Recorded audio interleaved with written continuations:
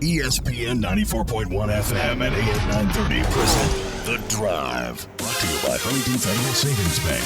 Local then, local now. Member FDIC.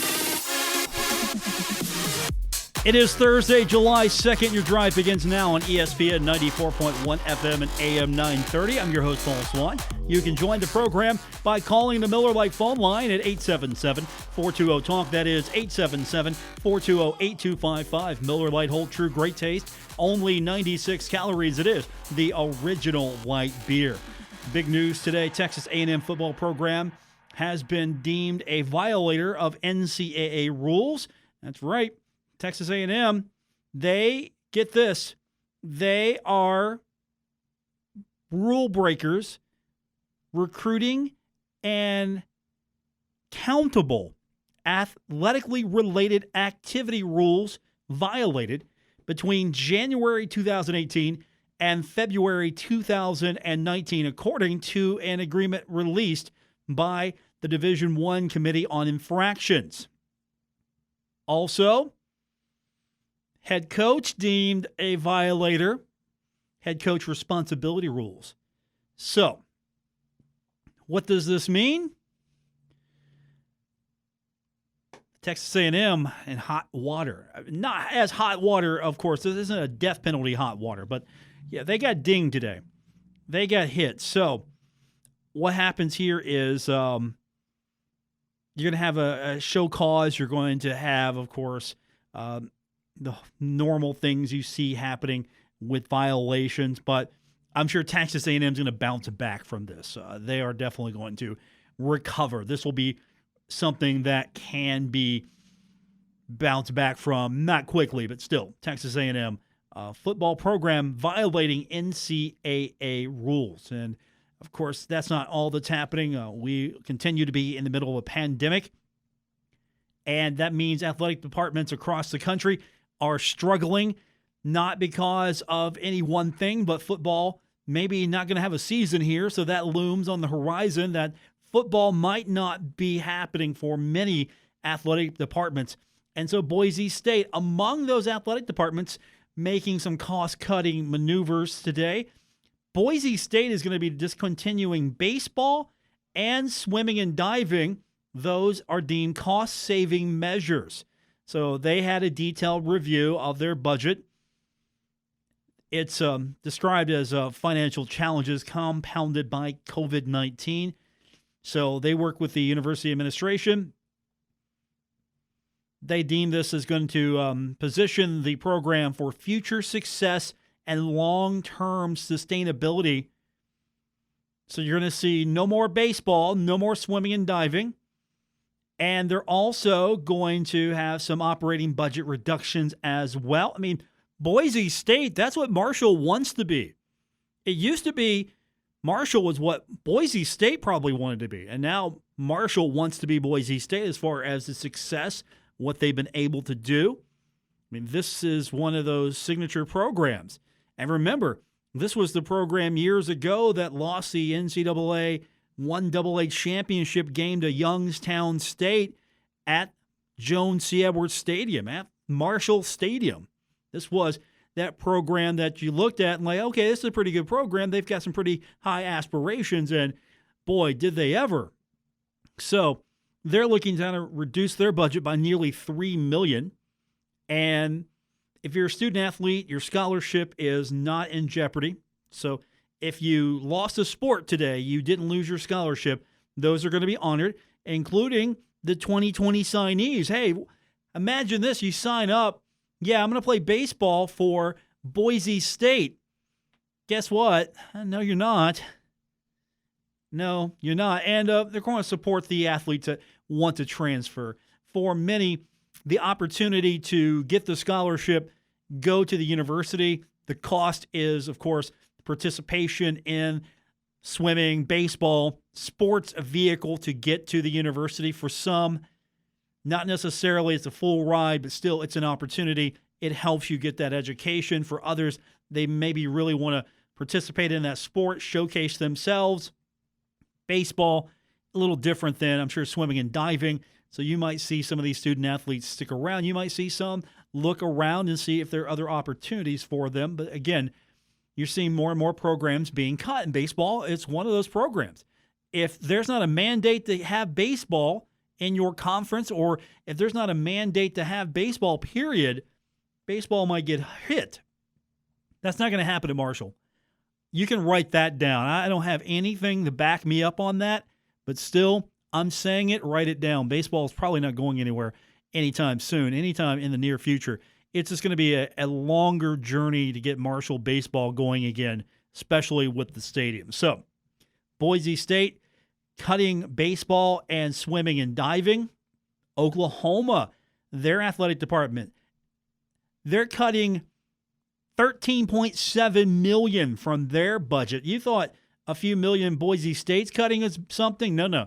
Oklahoma, $13.7 million in budget cuts. So they announced this last night, and this is going to be in conjunction with the start of their 2021 fiscal year. Again, COVID-19, the culprit. Responding to COVID-19 is what they are indicating here.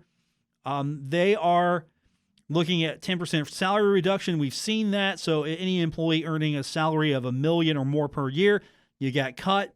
So Lincoln Riley paid $6 million last year. He is going to take at least a $600,000 cut in pay. There are some Division I coaches at football that doesn't make that kind of money. There are some basketball coaches that don't make that kind of money in Division I. There's some radio hosts that don't make that in multiple years combined. Talking about me. So that's a lot of money there. That's a lot of money that you're losing. And, of course, $6 million salary, $600,000 cut in pay. I think he can weather that one a little bit better than, say, you and me taking a big pay cut. But still, this is what's happening across college athletics. And they're still concerned that maybe college athletics, maybe football, we might not have a season. We might not see football return on a regular schedule. It might be pushed back. We might not see it until the spring. We might see a complete pausing of college athletics. And, of course, you don't have anyone saying stop, because I don't think we're going to see a unified voice on this. There's not going to be this one entity that says, okay, you're not having football. It's not like the NFL or Major League Baseball or the NBA or the NHL. It's not like that. Again, it's so many kingdoms, serfdom, so many different rules and regulations and so many different philosophies. The reality here is it might not be up to athletic departments. It might not be up to universities. It might become a public health issue. We've got couple months to go until we get to that line. And already we've seen a few schools start to go to that line early and not cross it. And we're still seeing some more that are holding. And we see universities progress and continue as if they are going to play football this year. So much money at stake here, and it's more detrimental at the college level than it is the pro level. I mean, it's a big deal at the pro level, but pro sports will return. College athletic departments, though, they might not come back, or if they come back, they're not going to be in the same shape they once were, and it's going to take years and years to get them back to anywhere near close to what they look like. The power schools will have more of a rebound. Not so power schools, the G5, if you want to call them that, it's going to be a little bit more of a strain, a struggle. It's going to be very detrimental to them. So that's what we've got right now. We're going to come back, and we're going to turn our attention to the basketball tournament. Today was by Zoom.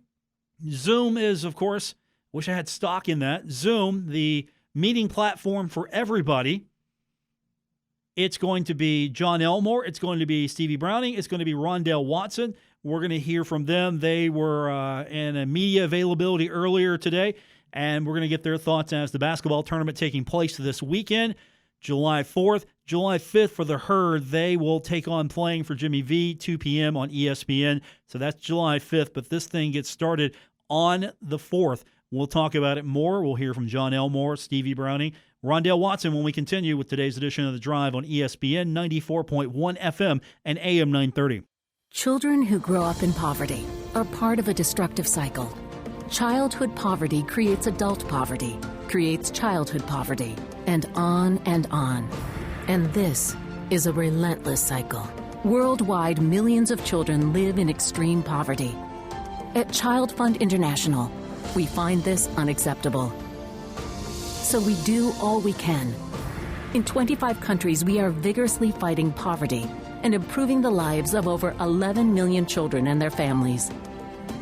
Our programs support early childhood development and children's health and education. And we help strengthen the economic security of families. Childhood poverty creates adult poverty, creates childhood poverty. But at Child Fund International, we are committed to breaking this destructive cycle. Today's childhood poverty must not become tomorrow's. Learn more at childfund.org. Never miss a moment of The Drive with Paul Swann. Subscribe on Apple Podcasts, Spotify, or wherever you get your podcasts.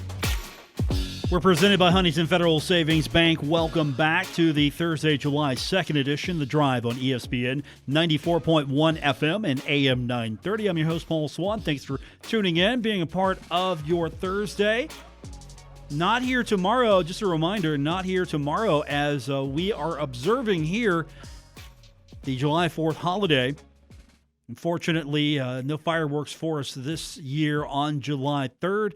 We'll have a makeup date, I believe, so we'll tell you more about that as the weeks progress. So we'll have fireworks, I do believe. Don't hold me to that, but I do understand that that's not going to be something that's just going to go away. But no fireworks for us, no concert tomorrow again.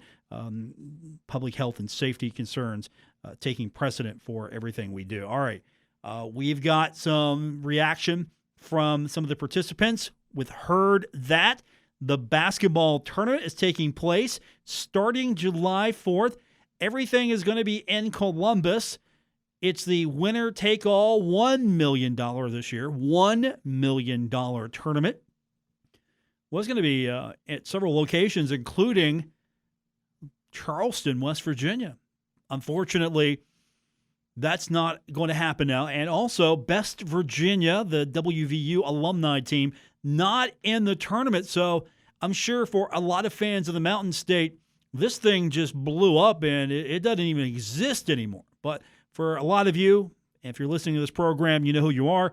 You are obviously fans of the Thundering Herd and John Elmore, part of the Heard That alumni team, and some really sharp-looking uniforms. I'm thinking maybe somebody over there in the Henderson Center, maybe the Shoey should start looking at some of those uniform colors and think maybe we could do something with this. But I do digress. They'll be bright. You'll not miss the team when you see them on July 5th. You'll know that that's the Marshall alumni team. Maybe they'll play a lot harder now that they've got the Kelly green, the colors. Playing with the colors now. You got to play with the colors. John Elmore, we've talked to him in weeks past, and he gave an opening statement when he was at the media availability earlier in the day. So we're excited. I think we have a really good squad this year. We made a couple huge additions this offseason. Going into the TBT, we knew the field was going to be tough, so we had to step our game up a little bit. We've had a good training camp, really like the addition, so we're fired up. John is fired up. Obviously, he thinks they've got a real good shot to win this. One thing you can say about John Elmore, doesn't lack confidence, hasn't seen a shot he hasn't liked. Very rare that John, unless he can make a better play, I'll say that about John. If John can set somebody else up and make a better play, he will. But if John sees a shot, John's looking, okay, can I make this shot? Of course, I'm John Elmore. He's going to hit that shot. So they're going to be tough to guard because they're going to be bombing away. Now, he mentioned in that statement that they've made some big additions to the team. And of course, now, for the most part, this is a Herd-themed team. That's why they're Heard That. This is a Marshall alumni team, but they do have some different components. And, of course, you're trying to put together guys that you've played with, guys that have been with you or on previous Thundering Herd teams. And John talks about recruiting of the team. Team together. I'm not going to lie, my back's kind of hurting. I feel like I've done more than most. But, it's been good fun. We've all collaborated. Several of us gotten together, had meetings about the way we wanted to go this year, who we wanted to add, the type of player, stuff like that. So it was a big-time team effort, but, I've done a lot of work. A lot of work with the guys outside of. John also added a couple of additions to the team that are not Marshall related. And here's John talking about recruiting players not from the Thundering Herd ranks. Corey and those guys? Yeah, no. I mean, it was easy getting our guys just because we're all really close. All the Marshall guys, we lived together in college, still play pickup all the time together. I had the same agent as a couple of the players we added. A couple family friends knew some other guys. So the big thing is we have all great dudes, so everybody's good to be around. We all get along real well. We all hang out outside the court. So that's part of the TBT experience, is the fun part of it and getting to hang out like that. So we've had a blast so far. So far, so good. Everybody's enjoyed the basketball experience, and things get real coming up here in the next few days. One guy that seems to be a mainstay on these teams with John Elmore as John's Marshall career has ended, his TBT career has begun, is Stevie Browning. And here's his thoughts on playing in this edition of the basketball tournament. So this is my third year playing in the TBT, and every year we've gotten better. And, this year I feel like we put the pieces together, and John and I and their father and Tommy Orcutt, who was our GM, have done a great job at just putting this team together, finding the right pieces. And, I'm really excited to represent Marshall again and, get back out on the court. Like John said, play with our brothers, our best friends. And then, we've added a lot of pieces that I like our chances. I think this is. So Stevie likes the team's chances, and I like their chances too, because my guy, Rondell Watson, on the team this year. Here's his thoughts in playing with these guys in this tournament. Rehabbing some of these guys. Oh, well, like I said, this is my first year, and this is the guy's third year, I think they said. So I kind of kept in touch when I was in school. I watched them play. I watched the team that me and John graduated the same year. So we watched the first year, and then this next year John was eligible to play, so he played. But this year they called me and wanted me to play, and I was ecstatic. So Rondell's on the team now. Again, that Herd flavor. You're making this a Herd alumni team. And if this thing goes well, maybe you can see some other guys down the line join this team, be a part of it, truly fill these ranks out and make this. And maybe at one point down the line, you can maybe make this an entire team filled with Herd players. Of course, I don't think we can get J.R. Van Hoos. I don't think he can go. I mean, he could go, but I don't think he could go. He could beat me one-on-one, but that's not going to win you $1 million. Here's Rondell on what makes this team special. Playing style. Our playing style is definitely one that you don't see every day, and I think at least the highest level, it will work with the guys we have and the players we got in our system. I think we will gel perfectly. So that's Rondell Watson. Media availability earlier this afternoon. The basketball tournament coming up. It's going to be on ESPN, 2 p.m. on Sunday. 2 p.m. Sunday, the basketball tournament. We'll be keeping an eye on it. Of course, if they win, they get the money team. So if they can get past the Jimmy V team, the Jimmy V players, they will be taking on the money team. That's a team we can all root against, right? I think that's a team we definitely all can root against as far as looking for a team. Of course, if you're a Herd fan, you don't need a reason to root against anybody else other than Marshall. And I'm hoping that this thing, they go all the way. Or if they don't go all the way, at least it's been fun for the last few weeks to talk about it. But this is going to be definitely a nice distraction for us. We didn't get really the conclusion of Marshall basketball the way we wanted to. There wasn't sort of that closure, that opportunity to end the season either by getting into the NCAA tournament or getting into a postseason tournament. You didn't have that opportunity. Instead, it ends sort of with a whimper.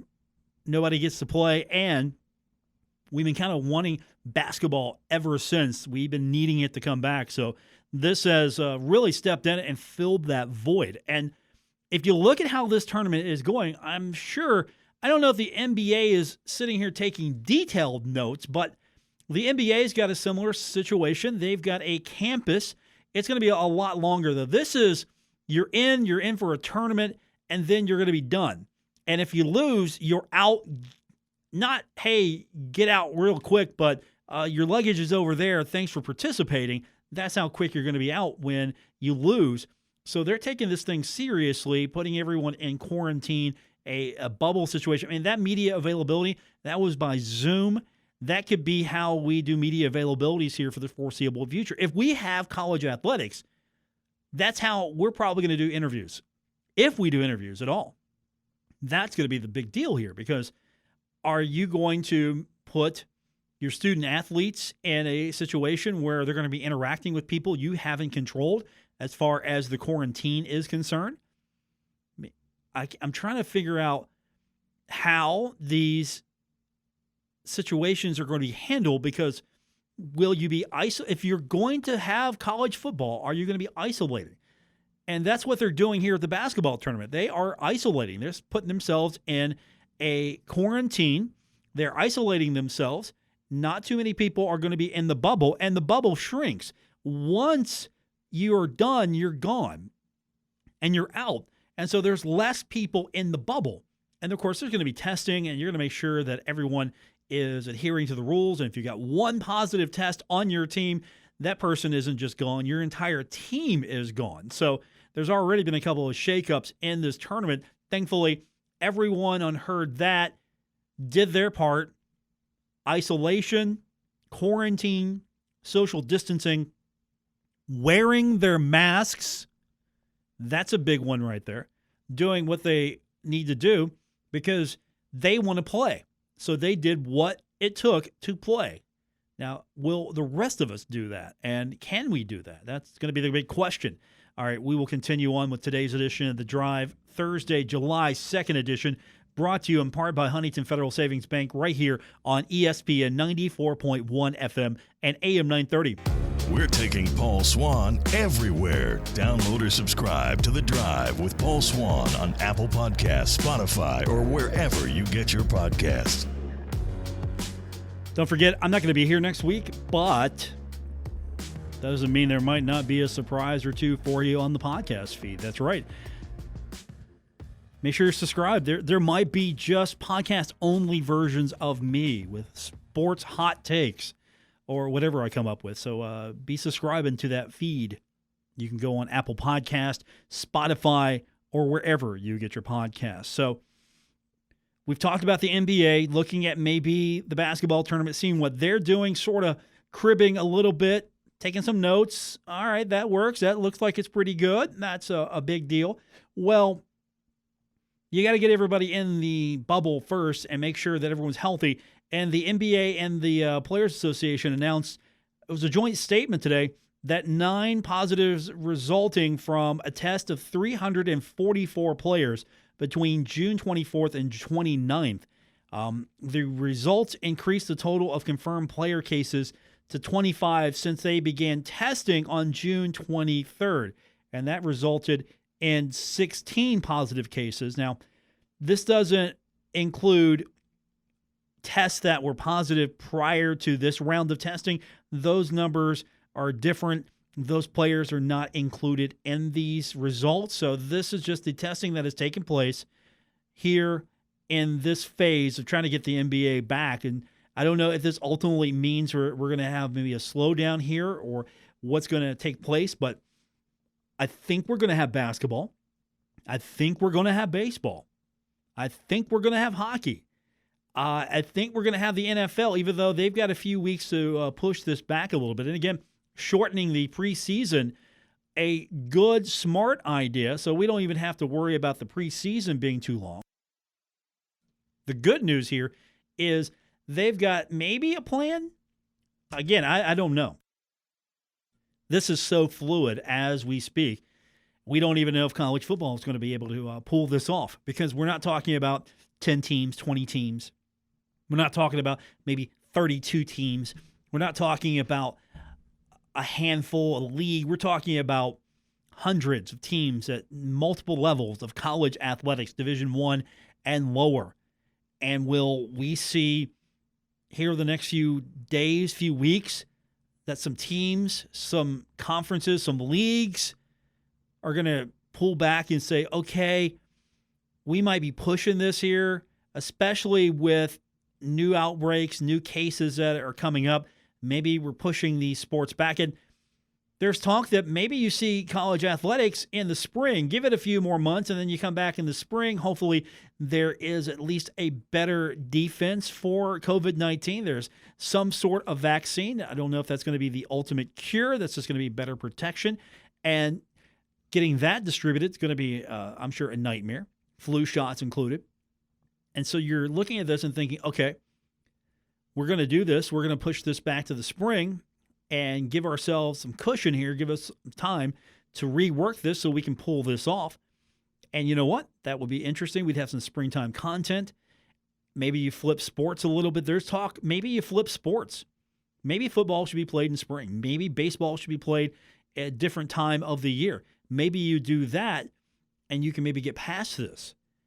At the same time, we don't know if we're going to have a vaccine, if we're going to have a break in positive cases. We don't have any of that just yet. So right now, all we know is we might have college football. We might have the NFL. They're going to announce soon bubble, hub, whatever you want to call it, cities for the NHL. NHL doing things a little different because you're going to have two cities. And, you know, the thing here is if they're both in Canada, that's probably a good idea. Not to have one in North America in the United States and one in Canada. Instead, what you do is you have both hub cities in Canada. So when you do have that crossover finally, you have that crossover, what happens here is you don't have to worry about trying to cross borders. I think that would be really a genius idea because all the NHL has to do is say, okay, you know what, we're going to start this thing, and it's going to be in Canada. And we're going to get going first because Canada has its act together as a country, way more than United States of America does. So we're going to have hockey. We're going to have hockey. It's going to be glorious. That could be really a coup for them. It's like, okay, we've got our plan. Here it is.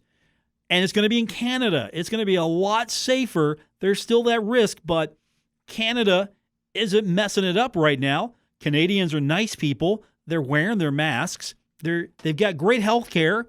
And they've got the facilities. We can do this. We can have the restart take place just outside of the United States. It will still go on. And this is going to be a TV sport anyway. Toronto for the Eastern Conference and Edmonton for the Western Conference. I mean, that'd be perfect. That would be fantastic. And I think Las Vegas might have been your odds-on favorite for a long time, but you've got spikes in the area. You've got spikes of cases of coronavirus. And so all of a sudden you're looking at that like, do we want to isolate ourselves? Do we want to put ourselves in that situation? Or do we want to go somewhere where the infection rate is very low, where the cases are, it's with us, but the cases are low. And so the NHL might just be doing the right thing, but going to Canada, whereas the NBA is going to Orlando, going to Florida. Orlando, if you look at the numbers are up. 7-day average rose. It's jumped. The NBA, they're going to be on a campus. Now, it's not just the NBA players. You're going to have people involved with Disney as well, and you're going to be in a campus situation here. Can they pull it off? And then MLB, baseball, no hub cities here. No. No hub cities. We're not playing in one beautiful ballpark here. We're going to be playing in home stadiums, and there's travel involved.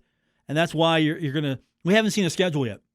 I can't tell you. I know baseball is trying to get this thing started, and if we have baseball, we'll have it for you right here with the Pittsburgh Pirates, but I don't have a schedule yet. So I can't tell you what games are going to be on the air, and this is going to be a radio and TV sport. There won't be any attending games. There's no idea yet what that schedule is going to look like, but it's going to be completely different, I'm sure. It's going to be more geographically friendly toward the teams involved in the divisions. You're going to play your division foes, and you're going to play the teams that are in the opposite division of the opposite league. I believe that's how it's going to break down.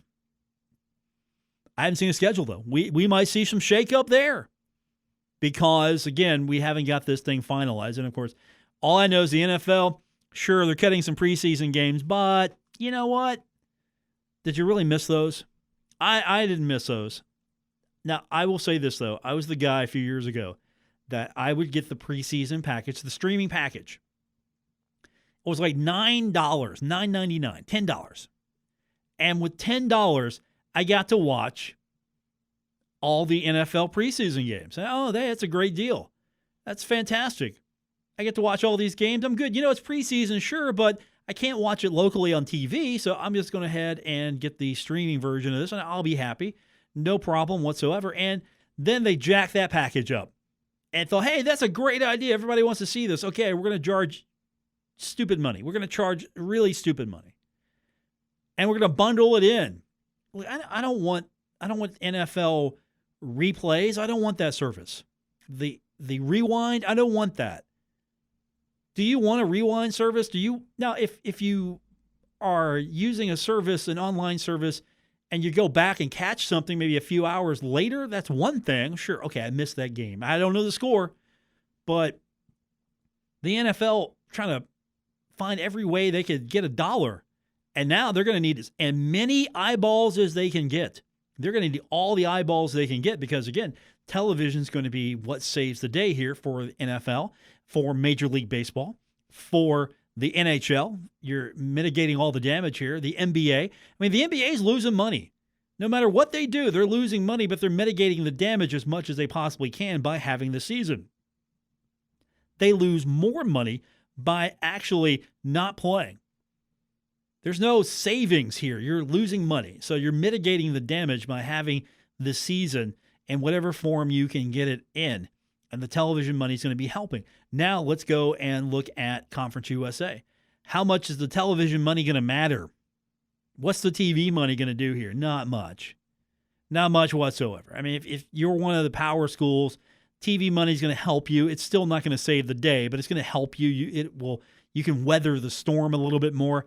But with the power schools, they've got the TV. With the group of 5 schools, not so much. And then we don't even know. Are we going to have a situation where the schedule is going to condense? Is it going to be just conference games? Conference games only. We're not going to have those out of conference games. And that's a lot of money games right there. Those are big money games. Those are games in which some schools, they get a good chunk of their budget because they get a big payout. And so are we going to see those go bye-bye? I don't know. And that's what we talk about every day because every day something happens different. It changes every single day, and we're trying to figure out where we fit in this on a daily basis. When we come back from break, get your pocketbook ready. If you have football TV, you're a little broker today. We'll talk about it more when we continue with today's edition of The Drive on ESPN 94.1 FM and AM 930. The Drive with Paul Swann. Marshall Athletic Director Mike Hamrick. He knows. Paul's the best. On ESPN 94.1 FM and AM 930. 877-420-TALK, 877-420-8255 to be a part of today's program. Our phone lines this hour brought to you by Miller Lite. Miller Lite, whole true, great taste, only 96 calories. It is the original light beer. So we were talking about the NBA trying to get their bubble together. Well, the NBA, they might have a different approach to getting more participation, more money. I think this is a money grab. I really do. The NBA is trying to sign off on a second bubble in Chicago for the 8 teams that were not invited to play in Florida. That way they could be able to participate in a mini training camp and subsequent games against each other. Guess what? This is a money grab. This is a money grab. And I'm reading the story here. Am I getting this right? Spencer Dupuis, he's following this for us. Summer League, what else do I got here? That could be there's no summer league obviously this right. summer, so that would help teams be able to play, younger guys be able to get some playing time. Okay, so this is where this said, this is just breaking right now as we came back from break. So they're going to do a second bubble in Chicago. It's going to possibly have some summer league games as well. Now, I don't know about you, but unless this is not a money grab, I'm not interested. I don't want to see this as a fan. As a fan, I don't want to see this. Now, if I'm a fan of those teams that are participating, okay, maybe I'd watch that a little bit. But right now, I am focusing on the teams that are in the playoff or the season. And, of course, with the NHL, you've got the Stanley Cup qualifier before you even get into the Stanley Cup. So it's really, you got like too many little tournaments here. You have the qualifier to get in where it's going to be a best-of-5 series. And, we could see the Rangers beat the Carolina Hurricanes. And then, of course, I'm going to be talking some serious trash to Jason Corrier over at Marshall and Sports Information. And the thing is, it's probably going to fall on deaf ears because he's not going to be as fun to chuck trash to. I mean, he's a Carolina guy. Now, if Carolina wins, I'm sure I'm going to hear about it immediately. But I'm not going to get any satisfaction talking trash to him. He's like one of 2 or 3 Carolina fans I know, and he's the one I can talk the most trash to. That's what I'm interested in, getting sports back, getting teams playing for something. I'm not interested in, hey, you guys can get the chance. You can play. We got something for you. Yeah, we got something for you guys to do. Yeah, it'd be great. Come on. You'd be playing for nothing. You'd be playing for fun. Yeah, people are going to watch that. They're going to want to see that. If you got nothing to play for, are you going to, unless there's a big draw for that and you just feel like you need the playing time, is there really going to be a demand from those teams that are not in? Are they going to look at this and go, let's see, dude, is this worth it? What am I getting out of this here? Gotta isolate here. Not playing for anything. No. I don't think you're going to have that many people sign up for that. I just can't see it. I don't imagine it's going to happen. But we shall see. We shall see. Also, here's some stories that are coming out. Again, some of this is breaking as we are progressing through the hour. Texas A&M athletics call for removal of campus statue of racist ex-university president. And you're seeing more and more universities, their student population, their student athletes are making themselves heard, making stands, making their voice known that they do not want to see symbols that are deemed racist. And you saw a few athletes last Saturday march and protest against the statue of Sullivan Ross, who was a Confederate general. His statue at the Academic Plaza on College Station's campus. So it's a 102-year-old statue. It's in the heart of the campus. And so you're seeing more and more things that are on campus being scrutinized by the student athletes. So we'll keep an eye on that. But this isn't going to be the only campus story we see of symbols that are connected to the Civil War or to the Confederacy that are going to have people wanting them taken down. And finally tonight, this one hits your pocketbook a little bit more. If you are a subscriber to any over-the-top service, or if you're not getting your television from traditional means like cable or satellite, and you have football TV,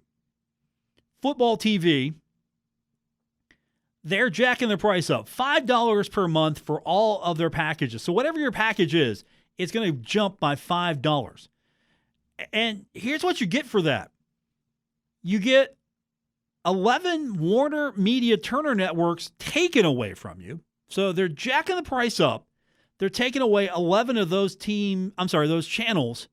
And this is ahead of the ESPN and Disney networks joining their lineup. So if you have football TV, you don't have, as of yesterday, TNT, TBS, CNN International, a couple another CNN, HLN. I don't even watch that. Cartoon. You don't get Cartoon Network, Adult Swim. You don't get that. Now here's one I fight for you. Turner Classic Movies. I will fight. All right, I got some breaking news here. After a team member tested positive for COVID-19, Mid-American Unity has been removed from the basketball tournament. They will be replaced by the primetime players. They will be in action taking on Team CP3, 10 p.m. on July 4th. So this one just happening. Mid-American Unity removed from the basketball tournament because a member tested positive for COVID-19. So they're serious. One guy tests, your whole team is out. You don't get to play. You can't do that in the NBA. You can't say, okay, LeBron James has tested positive for COVID-19, so the Lakers can't play. You can't do that. Artemi Panarin has tested positive for the New York Rangers, so you can't play in the hockey playoff. You can't do that. Baseball, I don't even think they're going to play. I think they're going to play, but I don't think they're going to play, so that's a different story altogether. And, of course, we're still months away from football. With NASCAR, if a racer tests positive, that racer's out, but they still play because even though you've got so many people involved, it's sort of like a team of one racer in the vehicle on the track. Completely different situation there. So here's another one. Just in, man, everything's happening during this hour. This is my favorite hour of the week. Just in, FedEx has asked the Washington Redskins to change its name. The statement reads, "We have communicated to the team in Washington our request that they change the team name." Washington Redskins expert, because he's a fan, lifelong, Spencer Dupuis. Well, that's really big because do you know where the Redskins play? Yes. At FedEx Field. Yes. That's a big deal because that's money. They have money. a naming contract right through 2027. That's money. Yeah.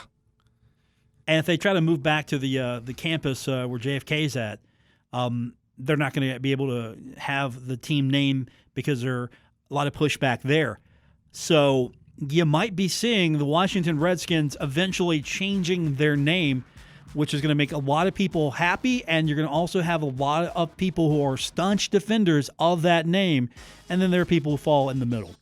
That's going to do it for this edition. Back on Monday, Bill Cornwell will be leading things off. Spencer Dupuis will be joining him, and of course, Bill and Spencer will be tag teaming all this week doing the show. Tune in, support those guys. Thanks for tuning in. I appreciate everyone who has stuck with us during this pandemic and this lack of actual tangible sports to get into. Don't forget, you can find me on social media at Paul Swann, my Twitter. You can also find the show on Facebook, The Drive with Paul Swann. Subscribe to the podcast. You never know. You never know what might happen, what might show up on that podcast feed. Thanks for tuning in. We appreciate everyone for being with us. Have a safe and happy 4th of July weekend. We'll talk to you soon. WRBC Huntington, W227BS Huntington, your flagship home of the Marshall Thundering Herd and The Drive with Paul Swann, ESPN 94.1 FM and AM 930.